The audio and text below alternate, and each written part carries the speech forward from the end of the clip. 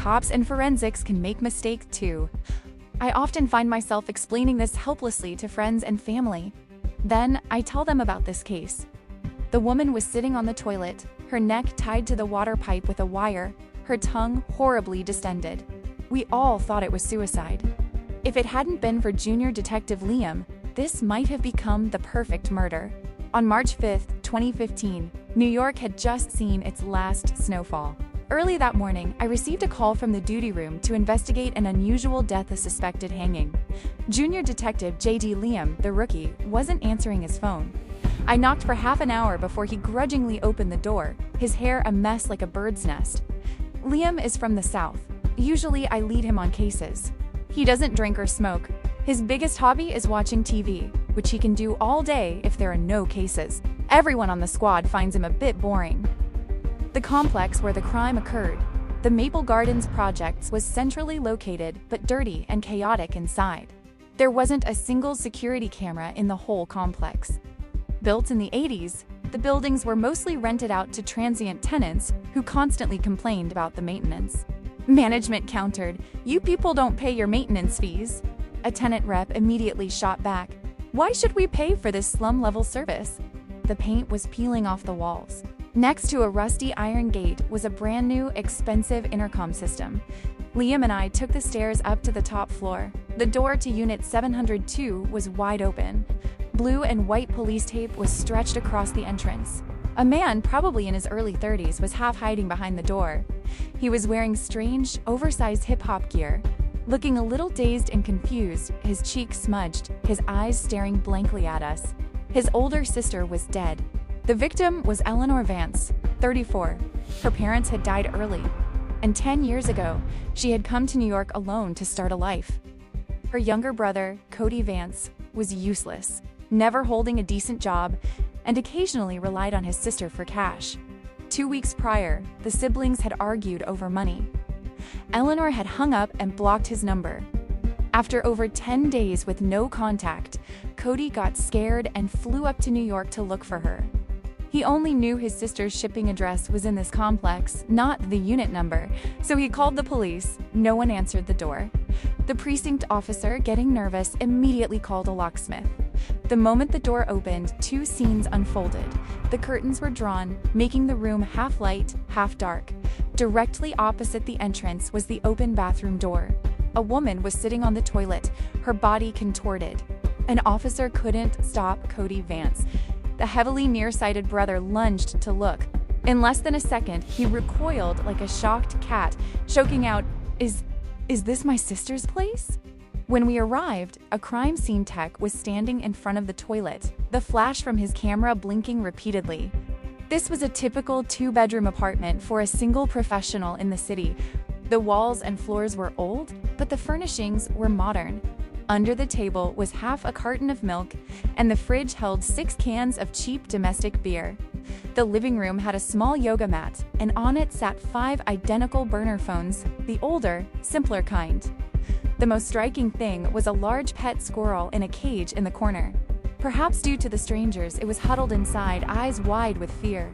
Now, only the squirrel knew what had happened, while its owner was hanging in the bathroom.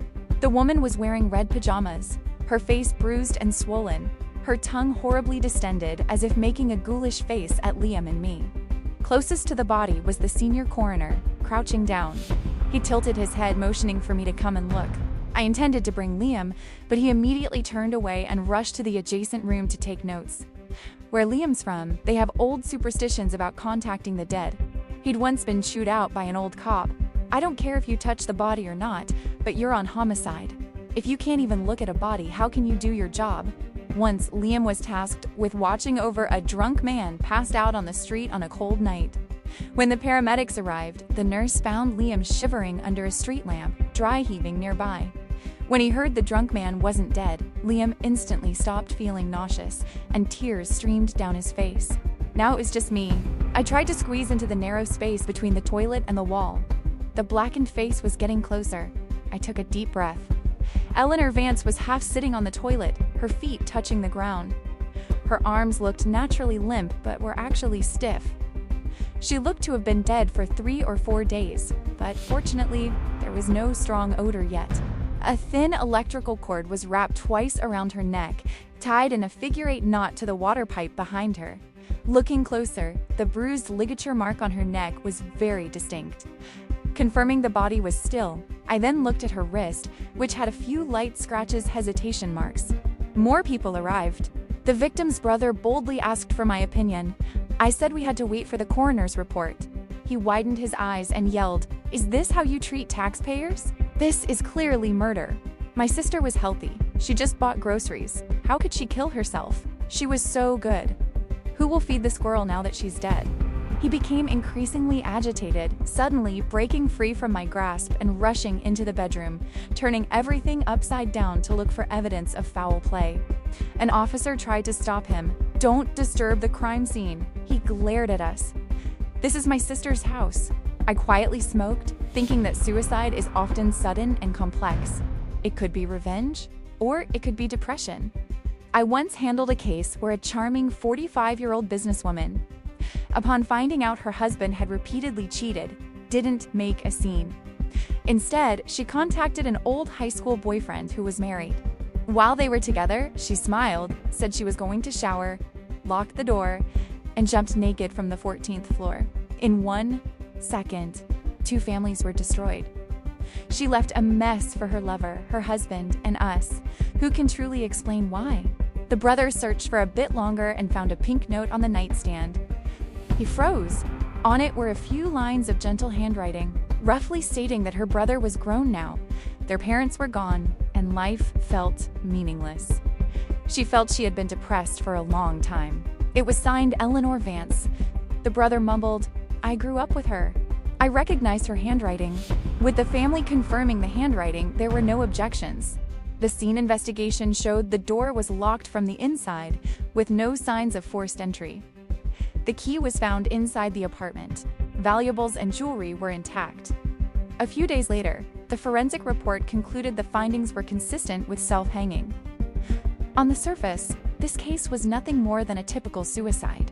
But then I thought, the easiest mistakes to make are often the conclusions that people immediately accept without thinking. Liam, who was afraid to look at the body, repeatedly examined the crime scene. Just as the file was about to be transferred as a suicide case, Liam abruptly stopped it. He had found 2 suspicious points. 1. The hesitation marks on the wrist. What caused them? No corresponding sharp object was found. It could have been a razor blade, used and discarded. 2. The Commerce Bank blender. Her wallet had a few major bank cards, but Liam found a brand new blender in the kitchen. The label, in tiny, almost invisible print, said it was a gift from Commerce Bank. What did this indicate? These 2 points weren't solid evidence, and coming from Liam, they were largely dismissed. Liam has a rare police weakness. He's not traditionally masculine. He's 5'9" but talks in a high, squeaky voice. Once, during an arrest, he went from yelling, "Open the door," to softening his voice when the suspect opened it. "Hello, sir. We just wanted to ask you a few questions." The older detectives would mock him, saying he spoke like a child. Who would be scared of that? I don't know why, but this time, he had a hunch. He insisted on checking with Commerce Bank. The result chilled the entire team. The coroner had estimated the time of death to be between the early morning of March 2nd and March 3rd. Yet, on March 7th, days after her death, a Commerce Bank card in her name was used to withdraw $50,000 in cash from a teller. Who was withdrawing money from a dead woman's account? The entire homicide squad was urgently summoned. Before the meeting, the captain called the senior coroner for a second opinion. The short-tempered coroner was adamant. It's definitely suicide, no poison. The ligature mark fits self-hanging. No signs of struggle on the body. The wrist marks are clearly self-inflicted hesitation marks. In the meeting room, the large screen showed surveillance video from the bank teller. The person withdrawing the money was also a woman, looking very much like Eleanor Vance. She took the money and left. The captain asked for opinions. The wind howled outside, creating an eerie atmosphere. The team split. My mentor, Senior Detective Leo the Cat Miller, was cautious, leaning toward suicide. Liam was decisive. This is an almost perfect murder. An old-timer laughed. "You think this is a crime thriller?" Others joined the laughter, mocking Liam with the old story about his suicidal tendencies from the river trip years ago.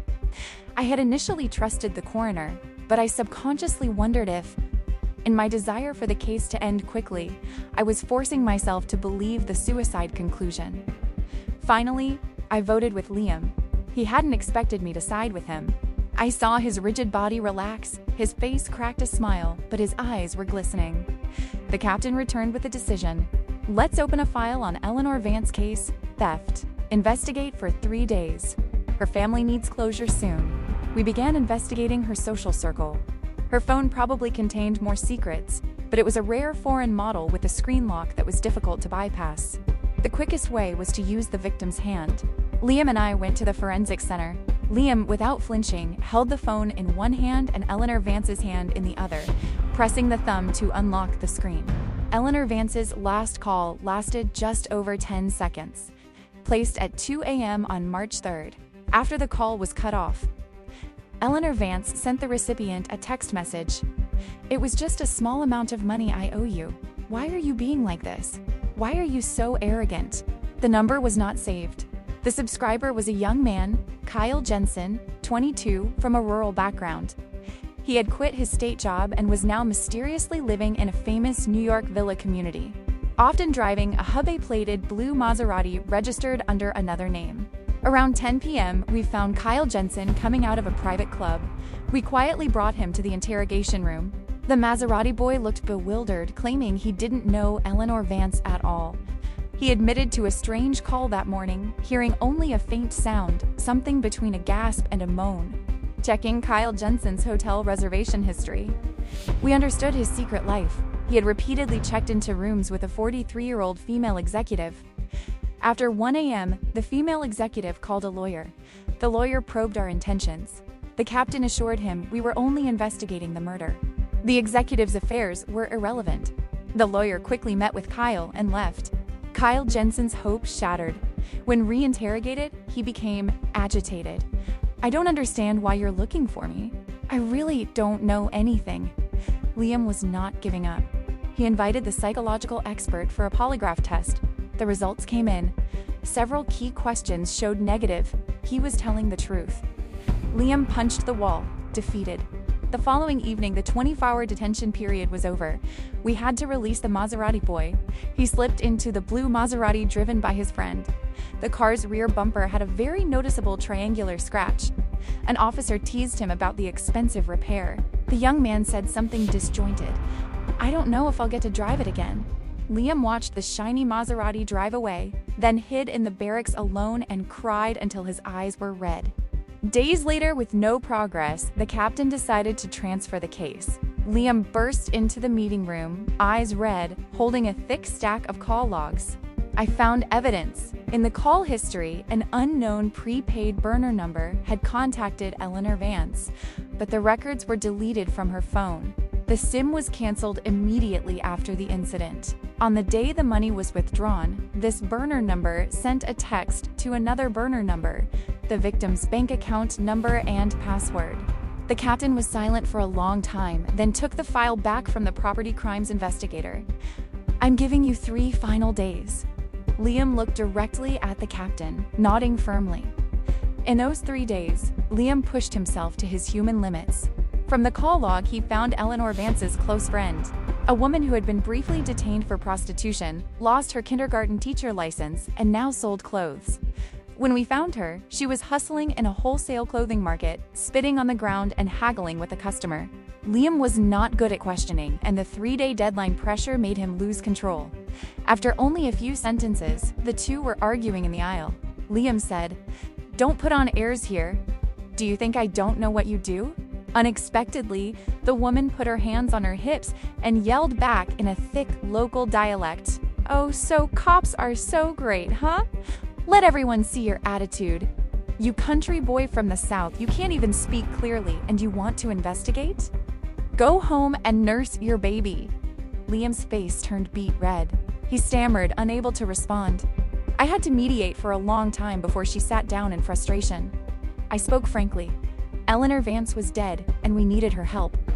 She looked at me, disbelief in her eyes, slowly lowering her hands. She said Eleanor Vance was a big sister in their circle, honest and loyal. She once had a man betray her, and she left home in the middle of the night with just her luggage.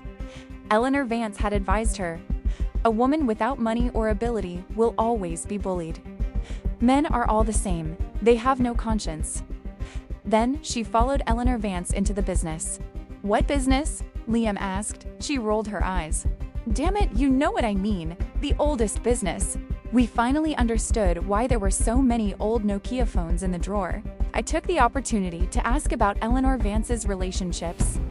She said recently, Eleanor Vance had likely been tricked by a man. He was married, a former military man in his 40s, and his wife was a wealthy big sister. The man never used his real name, was handsome but dark, and acted decisively. Eleanor Vance loved his masculine demeanor. He always had a military fantasy, often dragged Eleanor Vance to watch spy movies, and called himself Hillsman.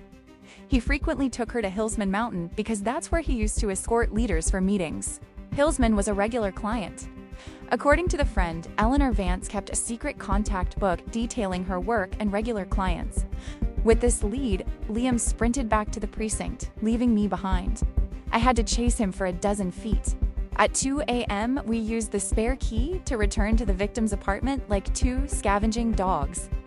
We finally found a small notebook Eleanor Vance had carefully hidden inside a shoebox. Flipping to the last page, 2 words were clearly visible: Hillsman. Hillsman's phone number was registered under the real name of a 19-year-old boy, whose father was the former military man, Arthur Art Lee. Mr. Lee used to work at a military airport, and his wife was the sister of the CEO of a major real estate company. Would a man like that murder someone for $50,000? To the point of killing? Someone questioned. Liam was in a state of fierce, almost manic determination, trusting no one but the small clues in his hand. He found the SIM card vendor a magazine stall. The over 70-year-old owner couldn't remember who bought the 2 SIMs. Next door was a tobacco shop.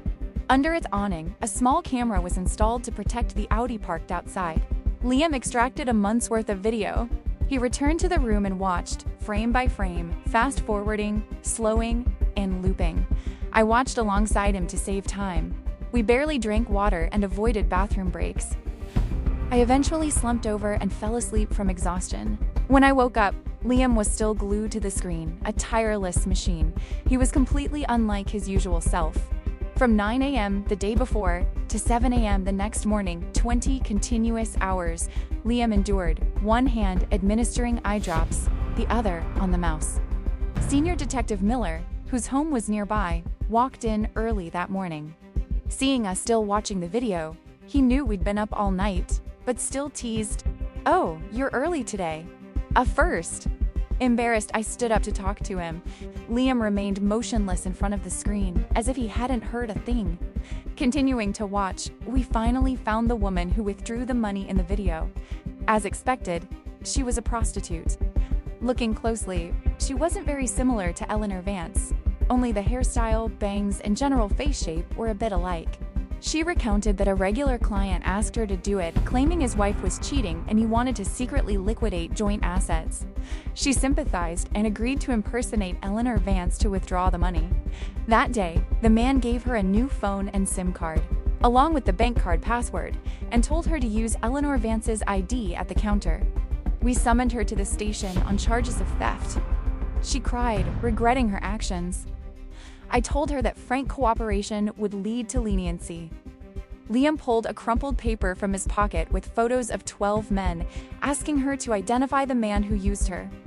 In tense silence, she wiped her tears, her hand pointing directly at the photo of Arthur Lee. The team met again. Fewer and fewer people believed this was suicide. But my mentor, Leo Miller, still couldn't believe Eleanor Vance was murdered. Sometimes experience is a strength, sometimes it's a burden. Leo, looking defeated, said, "Don't mess up, guys. Right now, the only evidence is a photo ID. A warrant for detention might not even be approved." Liam smiled gently. "Detective Miller is right. We must be careful. Let's arrest him on the charge of theft first, then look for further evidence." Leo relented, agreeing to summon Arthur Lee, but maintaining his opinion, "I don't believe he's the murderer." Unexpectedly, just 2 days later, Arthur Lee delivered a lightning-fast kick that personally convinced Leo Miller who the killer was. After the meeting, we planned the arrest.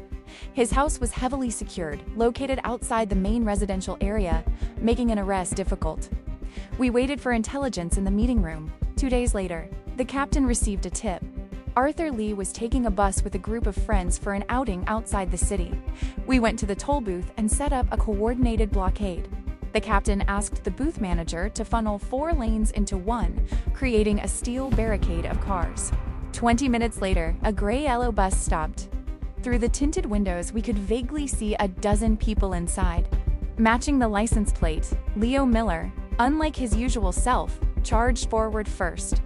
Before he could even raise his badge, Hillsman delivered a kick that landed squarely in Leo's stomach, nearly throwing him off the bus. That kick convinced Leo that he was dealing with a murderer. Leo lay on the ground, taking a long time to catch his breath, his lips white. Later, he told me, "You know the difference between us and the bad guys? We're slow. They think and strike immediately. We're still thinking about how to hit, and their foot is already in your gut. We used the most effective method for martial arts experts. Several of us piled on top of him with sheer manpower." Arthur Lee had the bearing of a military man over 40, yet his back was straight. He stood tall like a pine, sat still like a bell, very imposing. During the interrogation, he was like many veterans I'd met, short-tempered. If the conversation didn't suit him, he'd roll his eyes and refuse to answer. Liam and Leo had been questioning him all morning, but he flatly denied it all. "I don't know Eleanor Vance, and I've never done anything unethical. You can say what you want, but I won't say anything." However, by now, all the investigators were certain he was the killer. 1. DNA.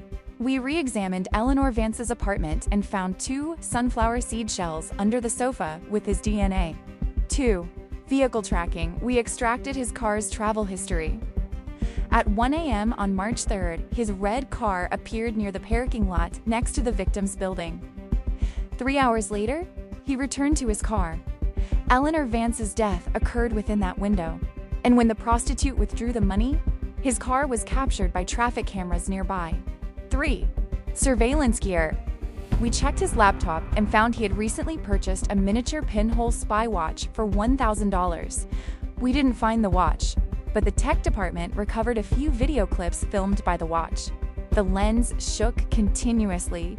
The image was chaotic, with sounds of a man and woman teasing each other. Then, Eleanor Vance's voice said, "Stop recording. Don't peek." "Not looking, I'm not looking." Arthur Lee's face appeared in the lens. Then, the camera turned to Eleanor Vance. She was wearing a nightgown, smiling and pointing. "Don't you dare peep." Then she typed a few keys on a keyboard. Arthur Lee watched that video clip 313 times over the course of a month. No one knew what that last line meant, but Leo Miller said it was the key to Eleanor Vance's death. During the 24 hours of detention, Arthur Lee was utterly uncooperative. His pride was like an impenetrable armor. Every sentence he spoke dripped with contempt for the police, and he often interrupted. Initially, Leo tried to chat him up for familiarity. Soldiers and police are one family. Many people here also transferred from the military. We're practically paramilitary. Arthur Lee cut him off instantly. "Your kind is paramilitary? Did you ever serve?" Back then, I'd hold a deck of cards between my knees and train the whole company until they dropped. A man so tough. Yet, during the physical examination at the detention center, he complained of a toothache and demanded painkillers. Leo retorted, "Damn it, this isn't a dental office."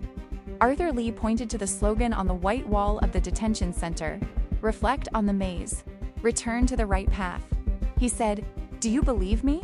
I'll smash my head against the wall right now." His meaning was clear. He wanted to make Leo accountable. Liam, who usually spoke softly, suddenly jumped up, grabbing the back of his collar, his voice shifting to a forceful accent. "Go ahead and smash it. I'll restrain you right away." Arthur Lee gave a cold laugh and nodded at Liam. He was careless for just 1 second.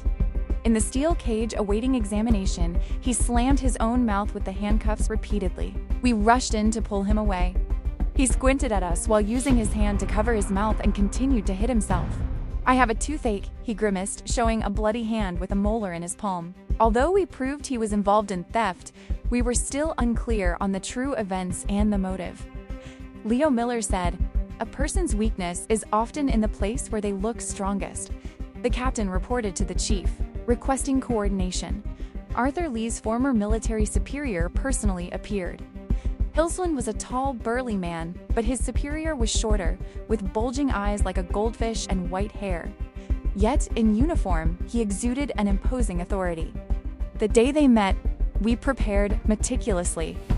Around 4 a.m., Liam took him out of the center, put a black hood over his head, and drove in circles on a bumpy dirt road near a reservoir. The road was full of head-sized rocks, and the car bounced violently.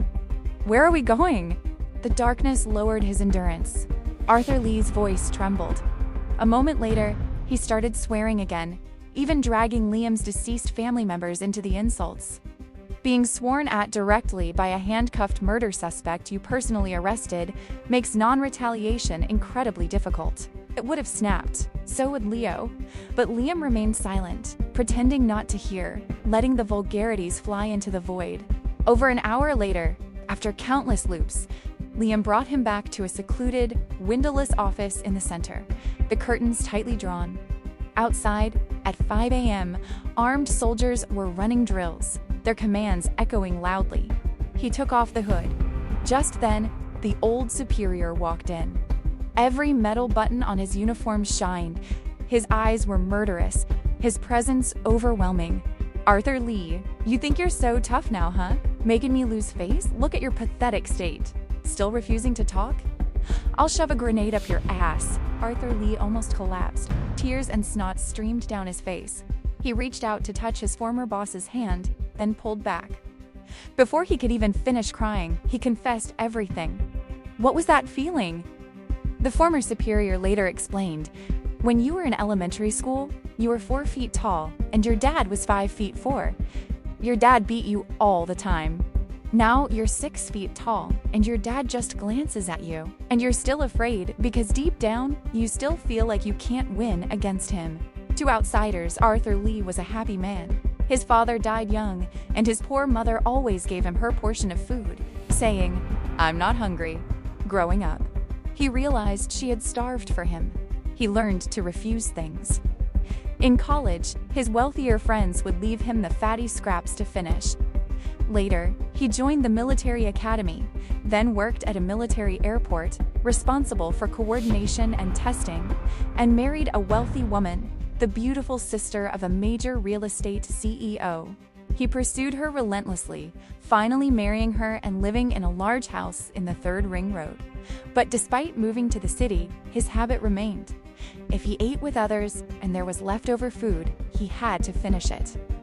His wife, spoiled since childhood, had a temper. He always tolerated it until he went to a private club with a friend. His friend quickly chose a girl and headed to a room. But Arthur Lee noticed Eleanor Vance, gentle and meticulous. "Will you come with me later?" Eleanor Vance smiled ambiguously, gently touching his face. "I'm too expensive for you." After that, they became involved. Her gentle, ingratiating manner mesmerized him. Having grown up poor and with no say in his own house, this feeling of being cherished was something he had never experienced. They quickly became lovers. Eleanor Vance also quit her job, clinging to him, urging him to divorce. Arthur Lee kept hesitating until she changed her attitude, pressuring him, even calling him late at night beneath his house. The fiery passion turned into a slow, gnawing pain. He started thinking about getting rid of Eleanor Vance, fearing she would destroy everything he had built. One side was the tenderness he had never known. The other was his wife's wealth and the luxurious house.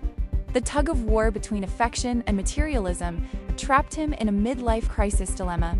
What finally pushed him to act was a car accident. He was under extreme pressure during that time. Eleanor Vance was pushing him too hard. He lied to his wife that he was on a business trip, but in reality, he was driving to appease her. On the way, his anger caused him to hit a Maserati. The owner was a flashy young guy who demanded full compensation. Over $15,000. and his years of savings were wiped out. Arthur Lee was furious, blaming Eleanor Vance for everything. If it weren't for her, none of this would have happened.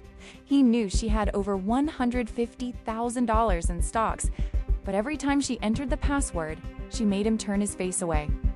He bought the spy watch and secretly recorded her entering the password. He watched the video repeatedly at home, writing down every possible combination and testing them one by one. To avoid arousing suspicion, he only dared to try 1 or 2 combinations a day. After over a month, watching the video 313 times and countless attempts, he finally cracked the stock and bank password. That's when he decided it was time to act. To stage a perfect murder, Arthur Lee set up 3 layers of cover. 1. The murder and initial cover. In the early morning of March 3rd, he brought 2 cups of milk tea spiked with sleeping pills and fake divorce papers to Eleanor Vance's apartment, claiming he had signed them and wanted to live with her. Eleanor Vance was susceptible to the sleeping pills and quickly fell into a stupor. At the time, the drug was only in her stomach, not yet in her bloodstream. This was later confirmed by the autopsy. He took the wire, wrapped it around her neck, and choked her until his lover stopped breathing. While transferring the money on the phone, he came up with the idea for the first layer of cover. He used Eleanor Vance's phone to call the Maserati boy. The boy answered, but Arthur Lee didn't say anything. He was cursed at as a lunatic, but he called back. Unexpectedly, Eleanor Vance was not completely dead and weakly woke up, letting out a faint groan. That was the sound the Maserati boy heard on the phone. Arthur Lee panicked, hung up, and rushed to tighten the wire again. Eleanor Vance struggled, her eyes wide, trying to see who it was. He knelt behind her, using his knee to lift her body and tighten the noose, refusing to look into her eyes. Once she was dead this time, he used 2 fingers to press her eyelids, giving them a slight push to make sure she was gone. 2. The staged suicide. The fake suicide note didn't take much effort. Her handwriting had a distinct style, but if he imitated it carefully, it was passable. Then he pulled her onto the toilet, staging a suicide scene. He wiped away all traces, used his spare key to lock the door, and left. A fake scene and a note that was the second layer of cover. 3. The final smokescreen. A few days later, the prostitute who withdrew the victim's money probably never knew she was the killer's final smokescreen. At the time, all the evidence pointed to suicide. We almost missed the truth by a hair's breadth. After finishing the dramatic story, Arthur Lee seemed to be relieved of a heavy burden, leaning back in his chair, sighing and smiling at me, revealing his missing tooth. A man does the deed, a man takes the heat. He thought that made him a man, but I didn't see him as one at all. His type is accustomed to avoidance and blame, throwing the burden onto others when trouble strikes. Their tolerance for emotional pain is terrifyingly low. Just like the tooth he knocked out himself, he removed the source of discomfort to escape the feeling. Eleanor Vance treated her former lover the same way. With the case closed, Junior Detective Liam was awarded the equivalent of 3 third-class commendations and a bonus of $1,000. The moment the commendation paperwork arrived, he was eager to treat the entire team to drinks. Senior Detective Leo Miller and the other old-timers exchanged knowing glances. They ordered very little food, but brought plenty of strong, expensive liquor, clearly intending to see how quickly Liam would crash. Liam, naturally reserved, couldn't refuse any of the toasts. He emptied every glass offered. His face quickly flushed red, and leveraging his background in sports, he even performed a round of Tai Chi for us to watch. After a few more rounds, Liam slumped onto the table, head down, refusing to lift it, no matter how much anyone provoked him. The older members of the team roared, teasing him about his lack of manhood and poor tolerance for alcohol. But this time, their voices sounded different to me. I turned to look at Liam, still face down on the wooden table, his cheek pressed against the wood, his expression hidden.